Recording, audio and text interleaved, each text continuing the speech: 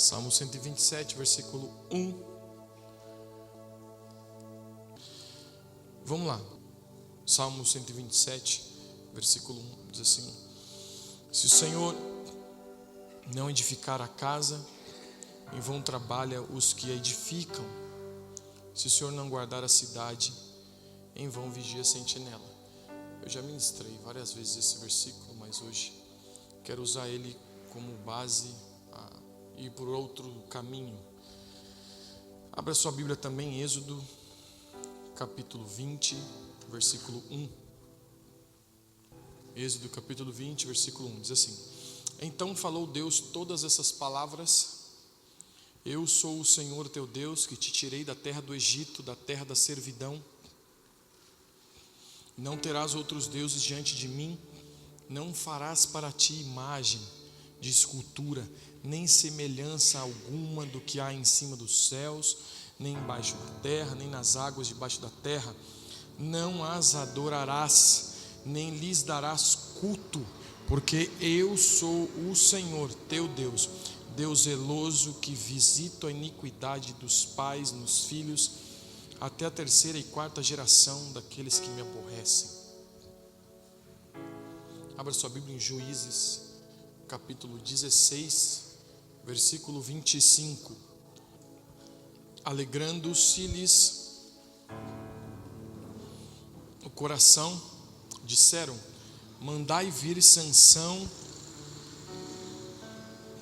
para que nos divirta. Trouxeram Sansão do cárcere, o qual os divertia. Quando fizeram estar em pé entre as colunas, disse Sansão ao moço que o tinha pela mão: deixa-me para que apalpe as colunas em que sustém a casa, para que me encoste nelas. Ora, a casa estava cheia de homens e mulheres, e também ali estavam todos os príncipes dos filisteus, e sobre o teto havia uns 3.000 homens e mulheres, que olhavam enquanto Sansão os divertia. Sansão chamou ao Senhor e disse: Senhor Deus, peço-te que te lembres de mim, e dá-me força só essa vez, ó Deus, para que me vingue dos filisteus, ao menos por um dos meus olhos. Abraçou-se, pois, Sansão com as duas colunas no meio, em que sustinha a casa, e fez força sobre elas com a mão direita em uma e com a esquerda na outra, e disse: morra eu com os filisteus. E inclinou-se com força, e a casa caiu sobre os príncipes e sobre todo o povo que nela estava, e foram mais os que matou na sua morte dos que os que matara na sua vida. Eu não sei se você percebeu o texto de Juízes, mas quando Sansão foi chamado a divertir os filisteus, o texto diz que eles estavam em uma casa. Quantas pessoas tinham na casa? 3.000 pessoas. Você já viu uma casa que cabe 3.000 pessoas? Já viu uma casa que cabe 3.000 pessoas? Eu vou te falar porque o texto está escrito que tem uma casa com 3.000 pessoas. Toda construção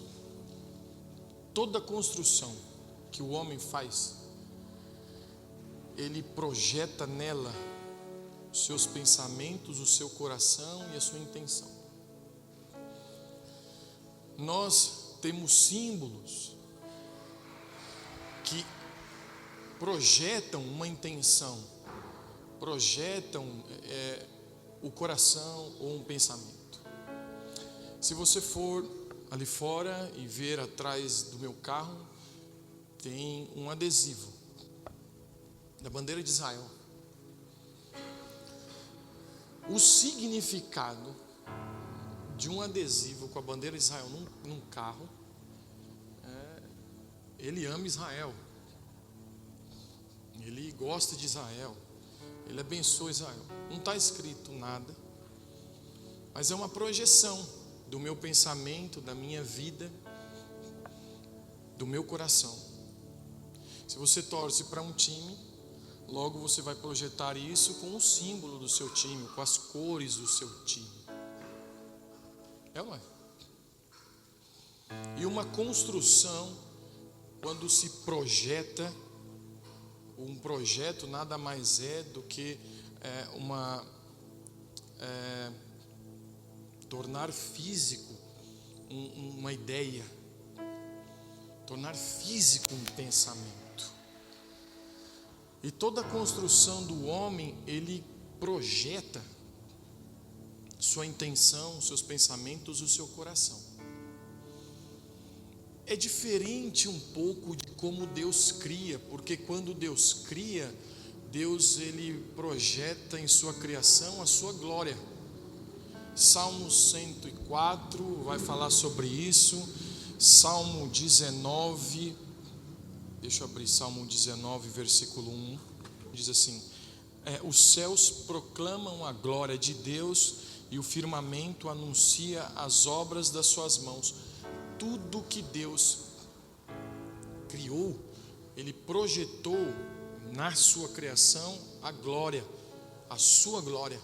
Diferente do homem, que tudo aquilo que constrói, projeta seu pensamento, sua intenção, seus desejos. Está tudo projetado em suas construções. No mundo antigo, as maiores construções eram templos dedicados a deuses.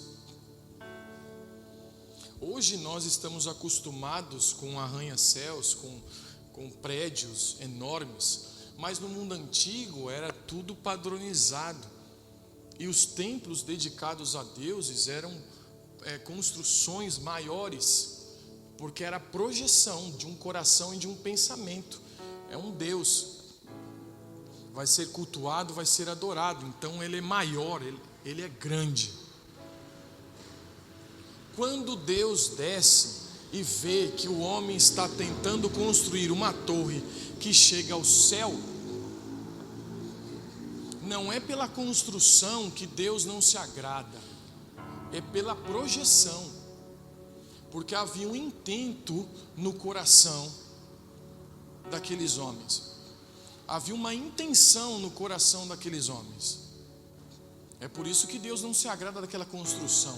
Não que um prédio conseguiria alcançar os céus e conseguiria alcançar a Deus. A gente sabe que não. Mas o que Deus estava ali condenando, ou julgando e até interveio, confundindo as línguas. E aí cada um teve que se espalhar, porque já não falavam mais a mesma língua. Era a intenção. Ela estava sendo projetada em uma construção. A construção de Juízes é chamada de casa, porque era uma intenção dos filisteus dar àquela construção o sentido da casa dos seus deuses. Por isso é chamado de casa, e havia 3.000 pessoas ali dentro. Mas nós vemos na Bíblia que quando se trata de construir, quando Deus pede a Moisés que construa o tabernáculo, Ele não deixa que Moisés construa do seu jeito. Ele diz, tem que ser desse tamanho, tem que ser com essas cores, tem que ser assim, assim, assim e assim. Deus estava dando um modelo, Deus estava dando um mapa. O tabernáculo nada mais é do que um mapa espiritual, onde nós podemos ali discernir plano de Deus, plano de salvação. Quando nós lemos a Bíblia e nós lemos o Novo Testamento, vai prefigurar o tabernáculo. Então o véu se rasgou e entramos então no seu santo lugar, no santo dos santos. É uma prefiguração do tabernáculo, aquilo então que Deus queria que o homem construísse. Deus disse assim, assim, assim e assim, para que não houvesse nenhuma projeção, intenção e pensamento humano naquilo que era o plano de Deus, para que não houvesse nenhuma intervenção humana e natural naquilo que Deus gostaria de revelar o sobrenatural, o espiritual. Era necessário, porque a nossa santidade, ela não surpreende a Deus. Deus não fica surpreso quando nós somos santos, porque santo não é fazer alguma coisa para Deus, santo é fazer do jeito de Deus, é fazer do jeito de Deus. Então eu queria que você abrisse sua Bíblia em Jeremias capítulo 29, versículo 4. E Jeremias, o profeta que profetizou aos cativos da Babilônia, no versículo 4 diz assim, preste atenção nisso, para nós construirmos esse alicerce, para então a mensagem do Senhor ser levada aos nossos corações. Assim diz o Senhor dos exércitos, o Deus de Israel, a todos os exilados que eu deportei de Jerusalém para a Babilônia. Quem deportou os exilados de Jerusalém para a Babilônia? Quem? Deus. Deus fez isso. Edificai casas e habitai nelas, plantai pomares e comei o seu fruto, tomai esposas e gerai filhos e filhas, para que tenham filhos e filhas, multiplicai-vos e não vos diminuais. Procurai a paz da cidade, para onde vos desterrei, e orai por ela ao Senhor, porque na sua paz vós tereis paz. Deus leva o seu povo cativo. Sabemos lá como que sairia de Jerusalém, em que condição. Era uma terra distante, era uma terra onde eles seriam escravos, servos, e Deus dá uma ordem ao seu povo. Deus diz, foi eu que levei vocês. A gente sabe o porquê. Foi pelo próprio pecado de Israel. Era a própria consequência do seu pecado. Mas Deus os alerta e os orienta. Foi eu quem levei vocês cativo para a Babilônia. E quando vocês chegarem lá, vocês construam casas, plantem pomares e deem os seus filhos e filhas a casamento. Parece uma coisa ilógica. Deus está nos tirando da nossa terra, nos levando para a Babilônia, onde nós seremos servos, onde nós seremos escravos, e a primeira coisa que nós temos que fazer é construir. A primeira coisa que nós temos que fazer é o quê? É plantar, é dar os nossos filhos e filhas a casamento para que eles tenham filhos. Por que será que Deus está fazendo isso? Ou por que será que Deus fez isso? Deus entende que o projeto de uma construção é a expressão física de uma ideia ou de uma visão. Então, embora haja tempos difíceis, embora possa ser os piores dias de sua vida, embora possa ser os piores dias do seu ministério, embora possa ser os dias mais angustiantes que você já passou, a visão você não pode perder, assim como a certeza de que o Senhor prospera aqueles que guardam os seus compromissos. Por isso que na ordem de Deus ao povo de Israel, quando chega cativo na Babilônia, era construam casas. O que eu disse que é construção de uma casa? É a projeção dos seus pensamentos, do seu coração, do seu desejo, das suas intenções. Deus está dizendo, construa, mas não perca a visão de que eu estou aqui. Construa, mas não perca a visão de que você pertence a Deus. Plante pomares, para que você entenda que a prosperidade vem do Senhor, que o sustento vem do Senhor, ainda que numa terra cativa, ainda que numa terra estranha, ainda que num tempo de escassez, ainda que num tempo de servidão. Dê os seus filhos em casamento. Para quê? Para que não se perdesse a intenção ou a projeção ou a ideia de que guardar os seus compromissos ser comprometido com a palavra, ser comprometido com a aliança que Deus fez. É assim que nós devemos viver em todo tempo em nossa vida, seja o dia bom ou seja o dia mau, seja o dia bom ou seja o dia ruim, seja o tempo bom ou seja o tempo ruim. Deus não te abandonou, e Deus estava dizendo isso a Israel: eu não abandonei vocês, eu estou levando vocês cativo, mas não parem, não matem a visão que Deus, que eu tenho para a vida de vocês. Não matem a prosperidade, a intenção, o desejo lá no coração de prosperar e ser sustentado pelo Senhor. Não matem o desejo de guardar, de ser comprometido, de ter uma aliança, de não corromper a aliança. Não parem, mesmo que estejam num tempo difícil, mesmo que passem por um tempo difícil. Então ainda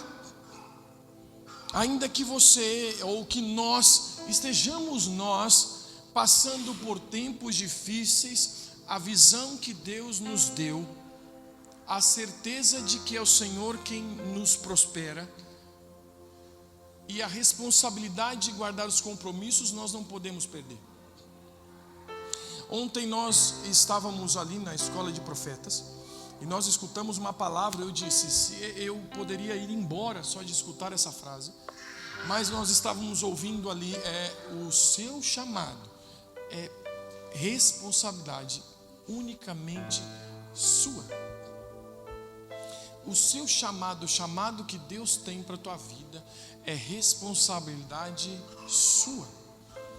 E aí fui no carro pensando sobre isso, e quando cheguei em casa fui conversar com minha esposa ali do que tinha acontecido, do que nós tínhamos sido ministrados ali com a palavra, e eu disse a ela: eu entendi, agora eu entendi, é algo tão claro, porque Deus está nos chamando para perto dele, Deus está nos chamando para mais perto dele. Quando Deus faz isso com Israel, quando Israel sai de Jerusalém, vai cativo para a Babilônia, Deus está chamando Israel para perto dele. Construam casas, não percam a visão, não desanimem, construam, plantem pomares, deem os seus filhos de casamento, ou seja, continue levando a sua vida, tendo Deus como referência, tendo Deus como um pai, tendo Deus como criador de todas as coisas, tendo Deus como sustentador, tendo Deus como refúgio, tendo Deus como fortaleza. Se nós perdermos a visão, se nós perdermos essa capacidade de prosperar, se nós perdermos a capacidade de guardar os compromissos, os mandamentos do Senhor, então nós não teremos a intimidade e a integridade necessária e adquirida a todos aqueles que são filhos de Deus. Porque intimidade não tem muito a ver com quanto tempo você passa. Intimidade tem a ver com acesso.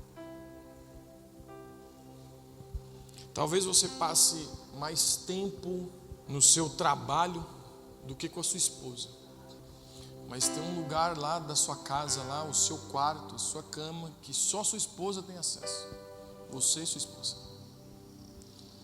Intimidade tem a ver com acesso, não tem a ver muito com o tempo.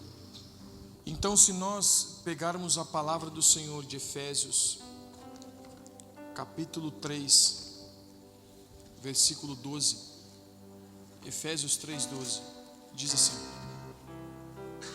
pelo qual temos ousadia e acesso, com confiança mediante a fé nele. Portanto vos peço que não desfaleçais nas minhas tribulações por vós, pois nisso está a vossa glória. Eu vou ler de novo. Pelo qual temos ousadia e acesso, com confiança mediante a fé nele. Portanto vos peço que não desfaleçais nas minhas tribulações por vós, pois nisto está a vossa glória. Por esta causa me ponho de joelhos diante do Pai, de quem toma o nome toda a família, tanto no céu como sobre a terra, para que segundo a riqueza da sua glória vos conceda que sejais fortalecidos com poder, mediante o seu Espírito no homem interior. E assim habite Cristo no vosso coração pela fé, estando vós arraigados e alicerçados em amor, a fim de poderdes compreender com todos os santos qual é a largura, o comprimento, a altura e a profundidade, e conhecer o amor de Cristo que excede todo entendimento, para que sejais tomados de toda a plenitude de Deus. Ora, aquele que é poderoso para fazer infinitamente mais do que tudo que pedimos ou pensamos, conforme o seu poder que opera em nós, a ele seja a glória na igreja e em Cristo Jesus por todas as gerações, para todos sempre. Amém. Deus é poderoso para fazer infinitamente mais de tudo aquilo que pedimos ou pensamos, ou seja, tudo aquilo que nós projetamos a construir, tudo aquilo que nós projetamos a construir para colocar as nossas intenções, os nossos pensamentos, o nosso coração naquele significado, para Deus é incomparável. Não tem como comparar aquilo que Deus quer e deseja construir em nós, num lugar de intimidade onde nós nos tornamos íntegros, num lugar de intimidade onde o Espírito Santo nos dá completa integridade, completo conhecimento, pleno conhecimento de sua graça. Nós estávamos aqui falando sobre conhecimento e pleno conhecimento na quarta-feira. Agora eu não me lembro o versículo, não sei se está em 2 Pedro e Colossenses capítulo 3, versículo 10, se não me falha a memória. Porque conhecimento é alguém passar uma informação para você, você adquirir conhecimento. O pleno conhecimento é algo experimentado. Se você falar para uma criança, não coloque a mão na tomada, ela não vai colocar a mão na tomada, porque ela aprendeu, porque você disse a ela que ali dá choque. Mas se você não falar para ela que dá choque, e ela colocar o dedo na tomada e tomar o choque, ela não coloca mais lá o dedo, porque ela sabe, sem ninguém ensinar ela, que ela tomou choque. É o pleno conhecimento, aquele que é interno. Ninguém precisou lhe ensinar, ninguém precisou dar a informação.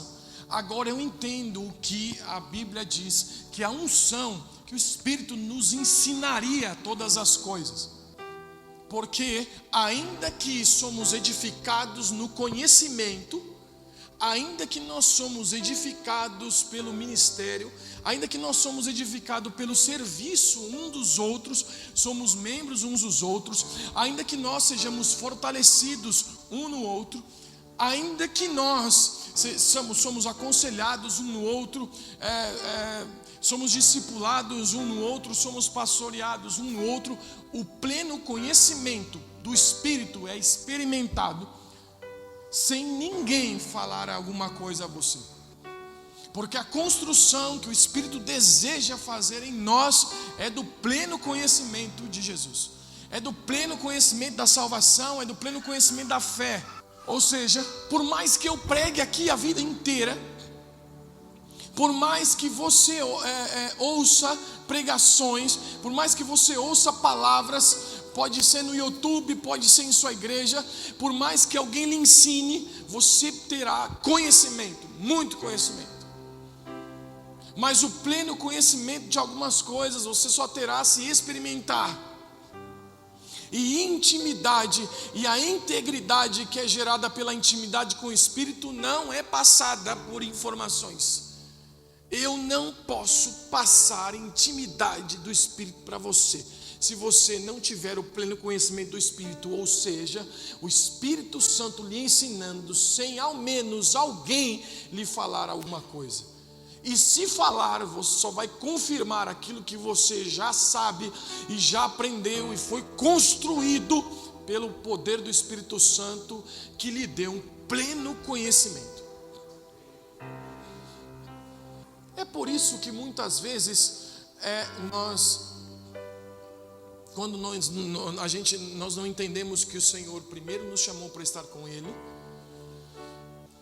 É por isso que muitas vezes quando nós damos mais atenção ao povo do culto do que ao Deus do culto, e a gente sempre faz isso, infelizmente. E em nome de Jesus, que o Senhor construa em nós um pleno conhecimento para darmos atenção ao Deus do culto, não ao povo do culto. É por isso que muitas vezes você fala ou prega, e fala, e parece que você não consegue, ou ensina, ou educa, ou fala, ou fala com seu filho, ou fala com alguém, e parece que não aprende, parece que não vai, parece que não pratica. Tem muitas coisas que é o pleno conhecimento, é a construção do Senhor em nós, porque quando o Senhor consegue construir em nós um altar, quando o Senhor consegue construir em nosso espírito, no pleno conhecimento, o próprio Espírito Santo nos ensinando, é para a sua glória, porque a criação de Deus é para expressar a sua glória. É por isso que eu posso pregar aqui sobre intimidade, sobre integridade, em como você ser íntegro, em como você ser íntimo, mas eu não tenho como lhe dar receitas. Eu não tenho como lhe dar receitas, eu não tenho como lhe dar os passos do que você fazer. Porque intimidade proposta pelo Espírito não é você propondo horários, mas é o Senhor te chamando. Porque intimidade é o acesso que uma autoridade lhe dá. Se Ele é o nosso Senhor, se Ele é nosso Pai, Ele é a autoridade sobre nós. E intimidade é o acesso que o Pai pode lhe dar. Então já não sou eu mais marcando horários, não sou eu mais marcando tempos, mas agora é o Senhor me chamando, é o Senhor dando acesso, é o Senhor me trazendo para perto.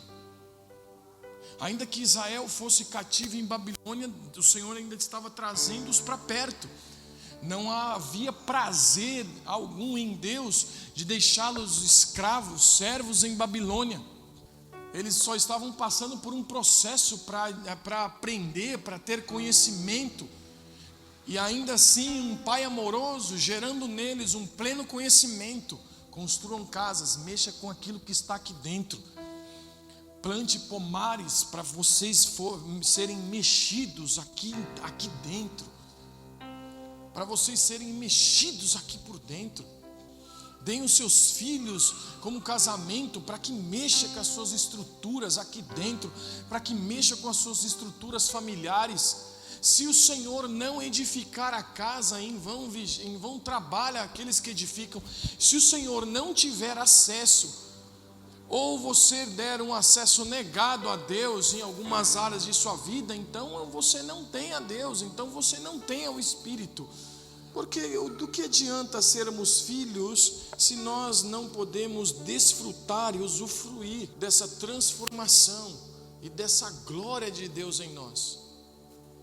Porque nós damos glória a Deus quando a nossa vida está sendo vivida na projeção que Deus fez quando nos criou. Se o pecado atrapalhou tudo,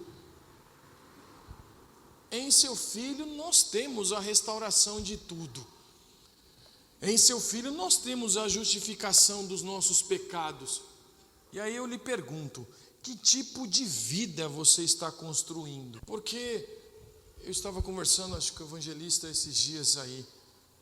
O problema não são os nossos comportamentos, o problema é o acúmulo dos nossos comportamentos. O problema não é o hábito ou algo que eu fiz hoje. O problema é o acúmulo disso. O problema é o resultado, é o igual. Tantos dias, tantos meses, tantos anos fazendo isso, vai resultar no quê? Vai resultar no quê? E aí o que nós queremos? A gente acumula, e depois quando nós resolvemos mudar de vida, a gente quer que tudo em 1 minuto, a gente quer que tudo em 1 instante se resolva. E a gente não vai entendendo que tudo que nós vamos acumulando é uma construção. É uma construção. Quanto tempo você acha que um homem leva para cultivar uma barriga? Anos. Anos. E depois não adianta ver vídeo na internet, né, Douglas? Ver vídeo na internet que 1 mês vai perder aquilo que cultivou durante 4, 5 anos, 10 anos o cara foi barrigudo. Em 1 mês que ele perder barriga. Não é? E a gente foi inventando meios rápidos, caros. Não, com 30 mil você faz uma lipoescultura, você faz isso, e pronto, acaba a sua barriga. Aí o cara gasta 30 mil reais, tira a gordura da barriga, a hora que tá bom, toma Coca-Cola, X-tudo, e vai cultivando tudo de novo, é uma construção. A gente vai levando em nossa vida, a gente leva em nossas estruturas familiares hábitos nocivos à santidade do Senhor, e depois quando as coisas dão errado, a gente acha que foi num momento só que deu errado. Não, foi uma construção. Eu perdi a visão, perdi a capacidade de prosperar, perdi a referência no meu pai, perdi a referência em Deus, porque já não guardo mais os compromissos, já não sou mais comprometidos com aquilo que Deus quer de mim, com aquilo que Deus deseja dos seus filhos, porque tudo que o Senhor, um pai amoroso, deseja dos seus filhos é se agradar nos seus filhos, é que a nossa vida seja agradável a Deus.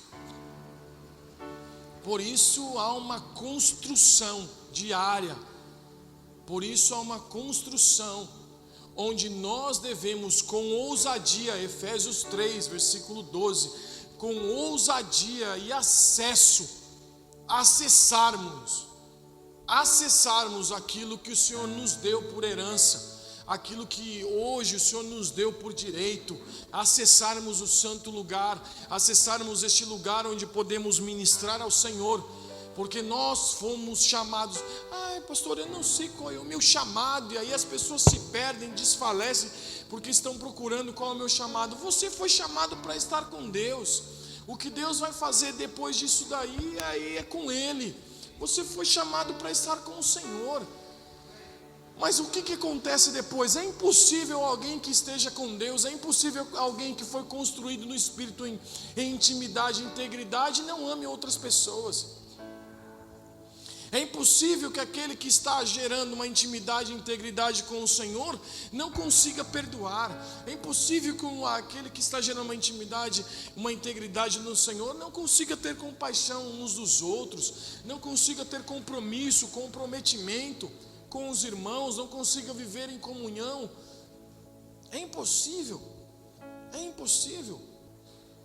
Se você perdeu a visão, por favor, construa casas, construa moradas, construa lugares de adoração. Em Juízes nós não lemos que os filisteus construíram uma casa, era um lugar de adoração aos seus deuses. Se você perdeu a visão de adorar a Deus, por favor, volte. Por favor, volte. Não tem sentido algum servirmos ao Senhor se não o adorarmos. Não é uma necessidade de Deus ser adorado, é uma necessidade nossa de o adorarmos. Porque nós vamos nos tornando parecidos com o Senhor quando o adoramos. A adoração serve para nos tornar parecidos. Então, por favor, volte à simplicidade. Por favor, volte àquela fé simples, genuína. Aquela que adora, aquela que tem referência de honra ao Senhor, aquela que não abre mão dos lugares que construiu, que está construindo. Eu dizia aqui, acho que, se não me engano, na sexta-feira, os nossos antepassados, os nossos pais construíram que os crentes andavam com uma Bíblia debaixo do braço. E aí todo mundo falava, aí começaram a pregar contra a religiosidade. É religioso, é religioso, é religioso, é religioso, é religioso. Você paga de crente só porque anda com uma Bíblia debaixo do braço. Você paga tal. Aí o que os crentes fizeram? Vamos largar as Bíblias então. Aí todo mundo largou a Bíblia. E aí hoje a coisa difícil é ver o crente andando com uma Bíblia no meio da rua, no ônibus. Você vê ainda, mas não como antes. A gente precisa encontrar o equilíbrio e não perder os altares as casas que nós podemos construir, ainda que seja um tempo difícil, ainda que sejam tempos difíceis, ainda que seja, a gente não pode perder a capacidade de prosperar em Deus. Porque plante pomares, porque você vai lá fazer todo o trabalho. Você vai preparar a terra, você vai jogar semente, você vai arar a terra, você vai regar. Só que o crescimento e o fruto, quem dá é o Senhor. Quem dá é o Senhor. Parece que a gente vai procurando meios e estratégias de como que fazer a árvore crescer mais rápido. Como é que vai fazer para a árvore dar um fruto maior? Ninguém consegue fazer isso. É o Senhor quem faz isso. Aí quando a gente não consegue, o que a gente quer fazer? A gente quer plantar um pé de manga com uma semente só e quer que dê manga para a gente vender e ainda sobrar para a gente. Aí a nossa vida, porque há uma diferença da vida dos evangélicos e da vida do evangelho. A gente precisa fazer essa diferença. A vida dos evangélicos pode estar aqui dentro dessas quatro paredes, ou fora em algum ministério, ou fazendo alguma coisa, ou sendo comprometido, mas a vida do evangelho não é essa. E aí muitos desfalecem em sua fé por causa disso. Eu plantei uma manga e não deu um pé de manga, não deu a manga, não deu as mangas, não estou comendo manga. Espere. As pessoas desfalecem na fé e abrem mão daquilo que é o seu trabalho, daquilo que é para você projetar, daquilo que é para você construir. Mas como deu errado, me frustrei. Como deu errado, não é que deu errado. Para tudo existe um tempo. O Senhor não vai dar responsabilidades a quem é imaturo. O Senhor não vai dar. O Senhor não vai dar responsabilidades a quem não tem nenhum sacrifício vivo de louvor, a quem não consegue abrir mão nem de um dia só, a quem não consegue abrir mão nem de uma refeição. Quando vai fazer o jejum, tem várias restrições. Eu vou fazer o jejum, mas eu só posso fazer jejum até 9 horas da manhã. Acorda às 8h30. Acorda às 8h30, faz até 9 horas e liga para o apóstolo se pode beber água. Das 8h30 às 9 e liga. Pode beber água? Como que o Senhor, como que nós estamos, que tipo de igreja nós estamos construindo? Que tipo de vida nós estamos construindo? Que tipo de integridade tem sido gerada no Espírito? Tem muitas coisas que eu não entendo ainda. Eu canto aquela música do Juliano Som: não compreendo os teus caminhos, mas te darei a minha canção. Algumas coisas eu não entendo, mas pelo amor de Deus, eu preciso me parecer com Jesus. Preciso viver para Jesus, preciso viver para a palavra, guardar os mandamentos, guardar os compromissos, aquilo que me comprometi a viver. Aí a gente pega e ora pelo filho, em nome de Jesus, vai ser um evangelista, vai ser um pastor, vai ser um profeta. Aí a gente vai para casa, xinga o filho, chuta ele, bate nele, a gente não dá atenção a ele, dá um celular na mão dele, e aí a gente quer que dê frutos. Entende? É mais ou menos assim que funciona.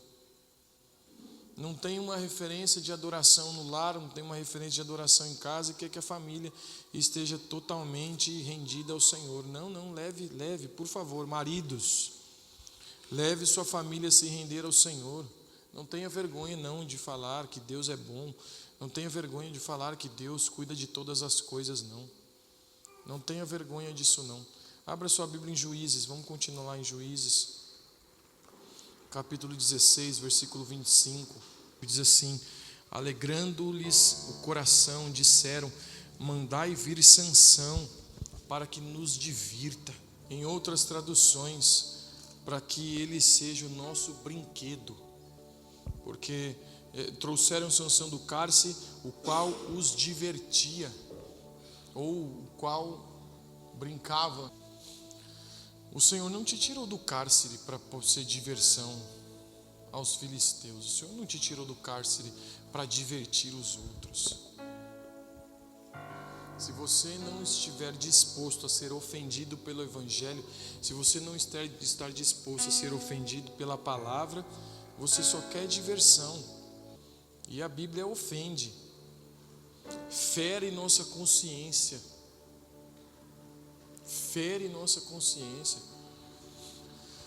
Por isso que muitas vezes nós falamos e pregamos do comprometimento. É o mínimo, é a mínima projeção do seu desejo e da sua vontade. É o mínimo. O seu comprometimento, o seu ânimo, a sua alegria, a sua vontade, é o mínimo do seu comprometimento. Vá no McDonald's e veja alguém que não sorria. McDonald's é conhecido como você chega lá e todo mundo está sorrindo. Quando você vê alguém que não está sorrindo no McDonald's, você logo pensa: tem alguma coisa errada, essa pessoa não está comprometida com a visão da empresa. O que há de errado em nós? Qual é a construção do Espírito que nos falta, que nós não conseguimos colocar para fora? Porque a intimidade vai gerar uma integridade. Intimidade é algo que o Espírito Santo constrói aqui dentro. A integridade vai sair para fora, íntegro, inteiro naquilo que o Senhor deseja fazer, sem servir de diversão para os filisteus, sem servir de brincadeira para os outros. Não, o nosso Evangelho, ainda que sejamos alegres, ainda que sejamos bem-humorados, é sério. Não confunda ser bem-humorado com alguém descomprometido. Não confunda alguém que dê risada com alguém que não é comprometido. Não confunda isso. Nosso Evangelho deve ser sério. A nossa vida com Deus é sério. Nossa vida na palavra deve ser levada com seriedade. Se você perder essa intimidade, essa integridade da palavra e do Espírito, então ninguém nunca vai conseguir te discipular. Então, ainda que você adquira conhecimento, o pleno conhecimento você nunca vai ter. Eu duvido que, se você não mergulhar no Senhor, você nem precisa mais de ninguém para saber aquilo que você deve fazer. Mas daí o que eu vou fazer? Aí você vai e vem e se submete aos outros. Para quê? Para se parecer com Jesus. É por isso. O esquema é esse. A gente vai para o nosso quarto, onde nós temos uma intimidade com o nosso Pai, onde nós somos chamados a ter acesso. Nós entendemos, nós queremos, nós desejamos, nós pensamos. Aí o Senhor nos dá acesso, pode vir ter intimidade, aí você se torna um íntimo do Senhor. A integridade vai fazer com que você olhe para os seus irmãos, olhe para o seu pastor e veja: nossa, eu só preciso de Jesus, eu não preciso de vocês, mas como eu estou me parecendo muito com Jesus, eu me submeto. É o que diz a palavra do Senhor. Ache o outro maior do que você, ache o outro melhor do que você, o outro é maior, o outro sabe mais. Não se ache sábio aos seus próprios olhos. Aquele que se acha sábio aos seus próprios olhos, nem sabedoria tem. Nunca perca o lugar dos seus ouvidos. Aqueles que se parecem com Jesus estão ouvindo. Veja João capítulo 4, se não me engano, quando Jesus vai conversar com a mulher samaritana. Jesus não fala muita coisa não. Jesus não revela muita coisa não. Jesus faz uma pergunta: vai chamar o teu marido? Aí ela fala: eu não tenho marido. E ele diz assim: disseste bem que não tem marido. Ela fala assim: vejo que tu és profeta. Aí ela faz uma pergunta lá: os nossos pais disseram que vai adorar aqui e tal, onde que vai adorar? Jesus deu ouvidos àquela mulher então teve a certeza: és um profeta. Dê ouvidos a Jesus, experimente dar ouvidos. A intimidade é isso. Intimidade não é eu te ensinar a orar e você falar um monte de coisa. Intimidade é você ter a capacidade de ouvir o que Jesus está lhe dizendo.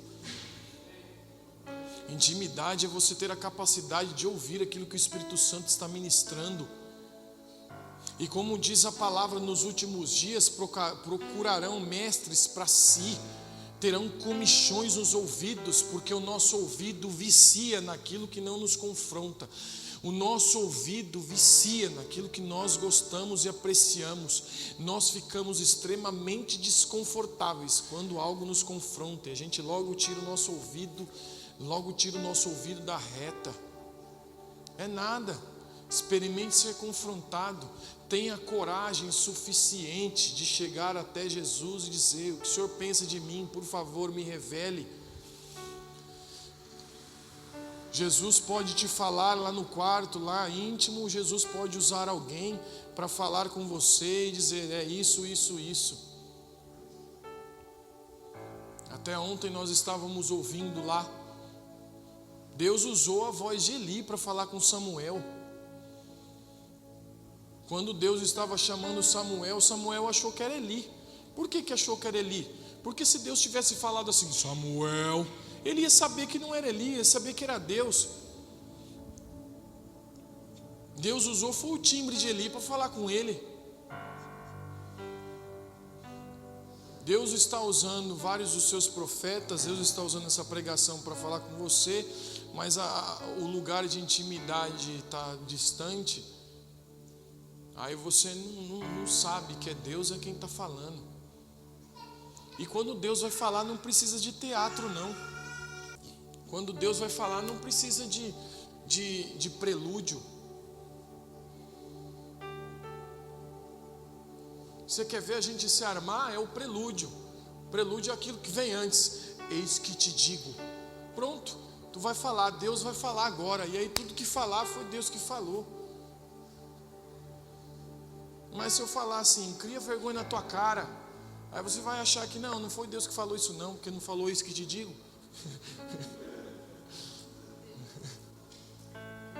Então eis que te digo, toma vergonha na sua cara, em nome de Jesus. Assim diz o Senhor. Pós-lúdio. Assim diz o Senhor, toma vergonha na sua cara. Jesus já passou toda a vergonha por nós. Jesus foi envergonhado. Para você não ter vergonha aí nessa cara gorda sua, em nome de Jesus, tirar a vergonha da cara. Jesus já levou sobre si. Continuando o texto aí de Juízes, preste atenção. Sansão, ele pede para que um menino, Sansão estava cego. Ele pede para um menino: por favor, me conduza às colunas principais. Sansão não estava preso às colunas principais daquela casa. Sabe por quê? Porque quando nós perdemos o nosso lugar de intimidade, de integridade no Senhor, geralmente nós nos apegamos a coisas tão pequenas, a problemas tão pequenos. Aquela música que já cantamos tanto: eu não tenho tempo para ressentimentos, eu não tenho tempo mais, né? Quando eu penso que Ele me ama. Que seja verdade em nome de Jesus nos nossos corações, para que a gente não se apegue a coisas tão pequenas. O que disse Paulo a Timóteo, se não me engano, foi isso: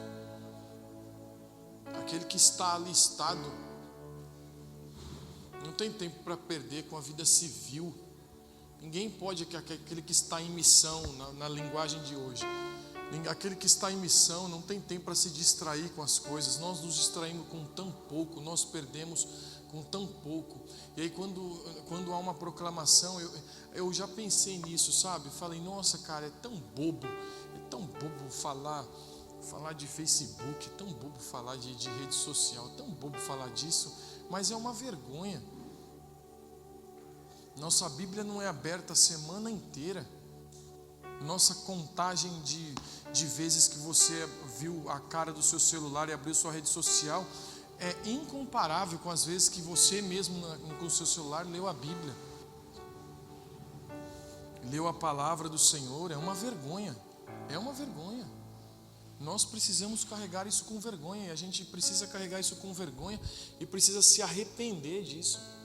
Se arrepender e decidir, vou mudar de vida, pelo amor de Deus. O que é que eu estou construindo com a minha vida? No Renovo, até acho que foi no Renovo que eu falei, instala aí no seu celular aí o tempo que você fica nele. Instala aí para você se assustar o tempo que você fica nisso daí, se enchendo de tanto conhecimento que só nos traz confusão, se enchendo de tanto conhecimento que só nos traz um vazio, cara. A gente vai se apegando a tantas coisas pequenas, a gente vai se apegando a tantas colunas pequenas, e a gente não vê, cara, é facinho de destruir isso daí.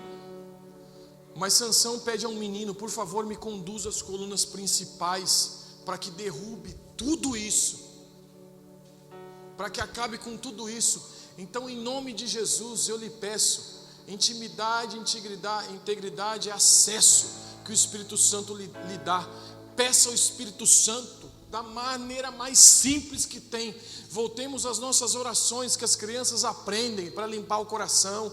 Voltemos às orações que as crianças aprendem de ser obediente à palavra, de ser obediente à voz do Senhor. Voltemos a essas orações e vamos pedir: Senhor, conduza-me pela mão.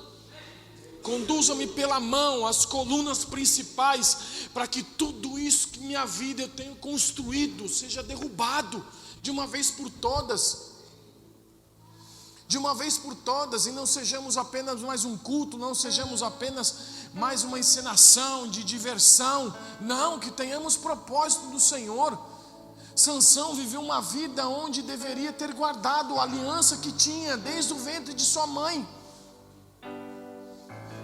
Perdeu seu caráter, perdeu sua integridade, precisou apelar no último dia de sua vida: por favor, Senhor, misericórdia. E apelou a um menino: por favor, me conduza pela mão até as colunas principais. A intimidade no Espírito, para ser gerada essa integridade no Senhor, é o Espírito Santo nos conduzindo pela mão. Assim diz a palavra do Senhor: todos aqueles que são guiados pelo Espírito são reconhecidos como filhos de Deus. É guiados, é pegar pela mão, é conduzido pela mão. Não é ir caminhando, não é ir construindo e pedindo: Senhor, abençoa isso, abençoa aquilo. O pedido de Sansão, ele se lembrou: por favor, Senhor, tenha misericórdia. Me dê graça mais uma vez e força mais uma vez, para que eu acabe com tudo isso. Nós precisamos pedir ao Espírito Santo: me conduza pela mão até as colunas principais, que eu tenha força, fortalecidos no Espírito, assim como li em Efésios, para derrubar essas colunas, essas construções.